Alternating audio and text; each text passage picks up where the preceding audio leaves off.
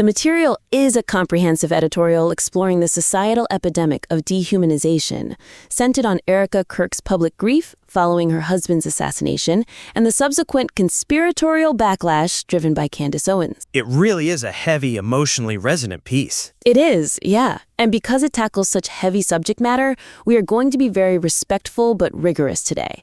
We are looking at this through the lens of completeness and focus.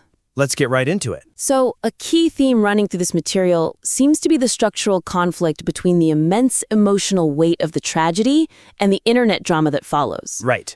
Anchoring the specific personal conflict between the subjects firmly within the broader thesis of societal dehumanization will prevent the narrative from reading like mere internet gossip. Yeah, that is incredibly important. Beyond, the reader is submerged in this incredibly profound, heavy discussion of political violence, right? Yeah, you have that vivid scene at the White House Correspondents' Dinner. Exactly. Journalists crammed elbow to elbow, the sudden eruption of gunfire, the visceral realization of an active shooter scenario. The stakes established there are quite literally life and death. They are. And the author does a brilliant job setting up a macro-level analysis of how fundamental human empathy collapses in these high-stakes environments. Oh, absolutely. But then, almost without warning, the text just completely drops its register. It really does. It pivots entirely away from systemic cultural rot to dissecting a leaked Turning Point USA staffer DM. Right. We go from a national tragedy to the scandalous minutia of what fundamentally reads as a mean girl beef. Yeah, and the dissonance there is just jarring. The reader has been conditioned for this high-level geopolitical autopsy, and suddenly they are just handed screen-grabbed text exchange. Which feels so out of place. It does. Look, when an author is deeply embedded in a subject, it is very easy to lose perspective on scale. To the people involved, a vicious social media message feels just as devastating as a public political crisis. Sure, it feels huge to them. But to a reader, jumping from an active shooter lockdown to analyzing someone's private phone messages feels like... It feels like watching a gripping true crime documentary that accidentally veers into reality TV in its third act. Exact. The gravity of the primary argument is completely undermined by the pettiness of the evidence.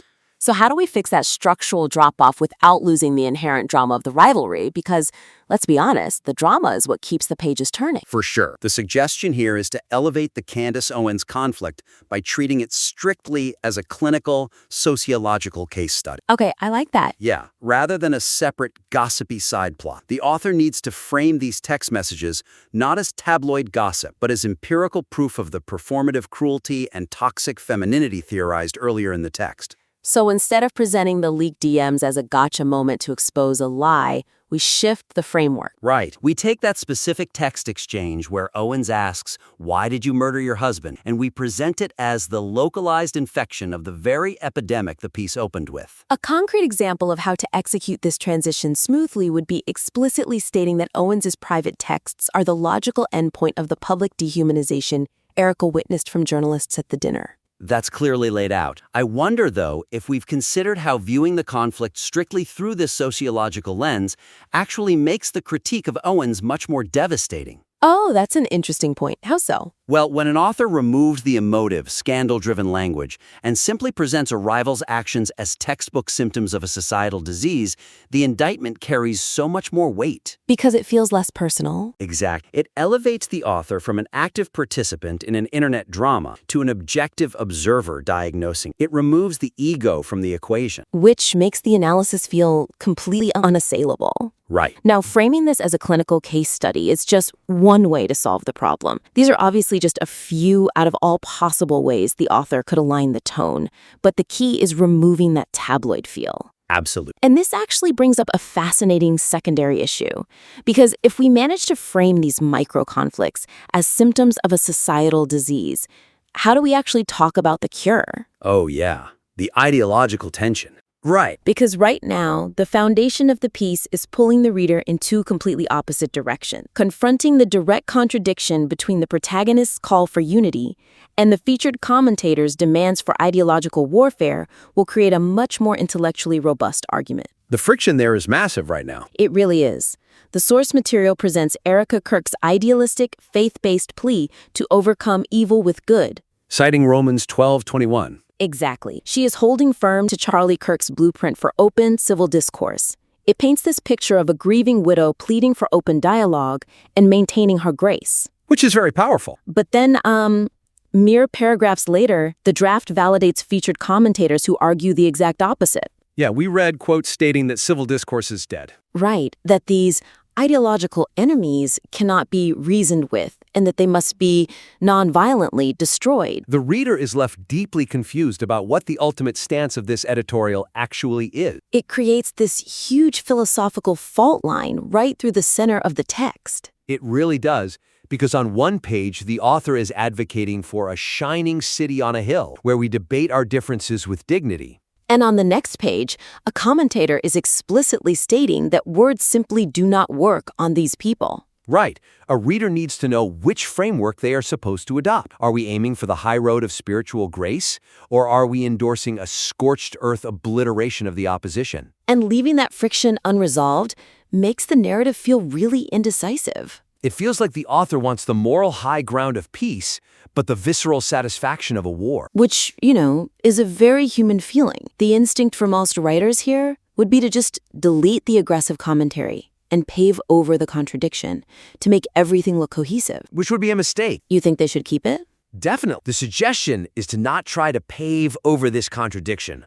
Lean into it. Structure this tension as a central philosophical debate of the piece. Okay, I see. The modern digital ecosystem has fundamentally broken the old rules of engagement, right? And everyone operating in this space is currently struggling with this exact contradiction. Don't hide it. Highlight it. Give me a concrete example of how the author could do that on the page. Sure. Dedicate a specific section to explicitly contrasting the two approaches. Present Erika's traditional faith-based grace as the idealistic approach. Got it. Then, right after, juxtapose it with the commentator's pragmatic or cynical approach, which suggests that the modern digital ecosystem makes debate impossible. The author doesn't necessarily need to pick a side, right? Not at all. They could end the section by challenging the reader to weigh whether the old blueprint for debate can survive the current algorithm-driven era. Let's look closely at the section discussing the Nukes Taku commentary, because it is undeniably aggressive. Extremely aggressive. Right. He flatly rejects the idea that a peaceful resolution is possible.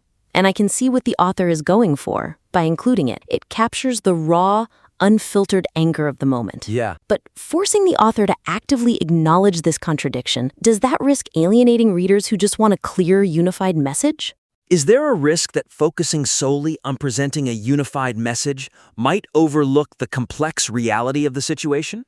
That's a fair pushback. Right, because readers who follow these high-level cultural critiques are highly engaged. They already sense this contradiction playing out in the broader culture. They feel the tension themselves. The tension between wanting to be a good person and wanting to destroy an ideological enemy. Exactly. If the author ignores that tension, the argument looks fragile. But by highlighting the debate, the author looks incredibly thorough and objective. It builds immense trust with the audience. It really does.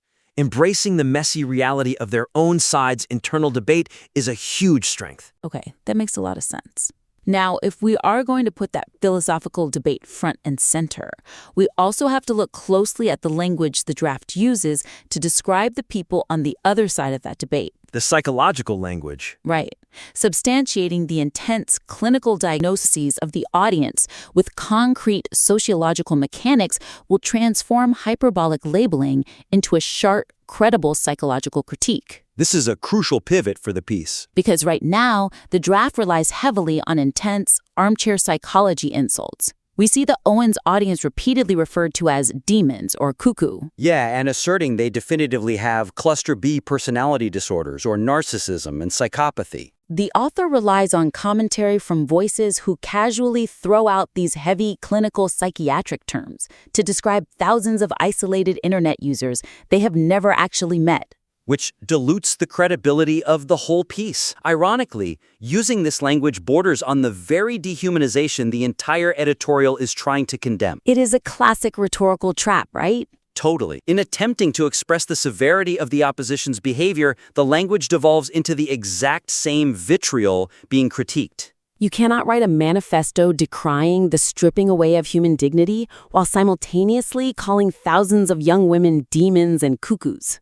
It fundamentally undercuts the moral authority the author worked so hard to establish in the opening pages. So what is the suggestion here? Shift the focus entirely away from diagnosing the pathology of the individuals. Okay. and instead expand the mechanics of their radicalization, specifically expanding on the draft's brilliant but underutilized insight regarding parasocial digital isolation. Oh, the algorithm stuff. Exact. Focus heavily on the material's fascinating observation about modern cults being insulated and isolated. Let's give a concrete example of how to implement that. Contrast traditional, in-person cults like Jonestown with the modern phenomenon of young women radicalizing entirely alone in their bedrooms through endless algorithm loops. Right, because in a physical cult, people gather together. There are at least moments where they can look around the room. But today, they are trapped in these digital feeding tubes. By explaining how this endless algorithmic scrolling creates a mean girl persona and toxic femininity, the author can prove the danger of the Owens audience. And they can do that without ever needing to use dismissive or hyperbolic terms like demons. Exactly. The cold, calculating machinery of algorithmic radicalization is terrifying enough on its own. It really is striking to me, the irony of dehumanizing the cult members in a piece dedicated to exposing dehumanization. It feels almost reflexive for the commentators quoted. It does. I'm curious, does injecting a tiny bit of empathy or at least objective sociological distance make the final argument against the opposition more bulletproof? That makes sense. But could the evidence also support a different conclusion, like focusing on how these followers are manipulated actually paints Candace Owens in a much harsher light than simply calling her followers crazy? Wait, elaborate on that. How does showing empathy for the followers weaponize the critique against the leader? Think about it. If the draft just calls the audience demons, it dismisses them as inherently evil. It treats them as a lost cause. Right, it writes them off. But doing that inadvertently absolves the system that created them. It implies they were always just bad. Oh, I see. But if the author adopts a tone of sociological distance, perhaps even a sliver of tragic empathy for how isolated and brainwashed these followers have become, the true villainy shifts entirely onto the person holding the microphone. It exposes the calculated predatory nature of the content creator exploiting that isolation. Exactly. By making the followers victims of a predatory algorithm rather than just inherently bad people, the critique of the leader becomes infinitely more devastating. And much harder to refute. Exactly. That is an incredibly sharp pivot. It utilizes empathy not just as a moral platitude, but as an analytical tool to dismantle the opposition's framework. It makes the entire structure of the argument incredibly tight. Let's quickly recap the three main takeaways from today's critique. First, the author needs to bridge the micro-drama of leaked DMs to the macro theme of dehumanization, treating the petty gossip strictly as empirical evidence of the broader cultural rot. Yes, absolutely.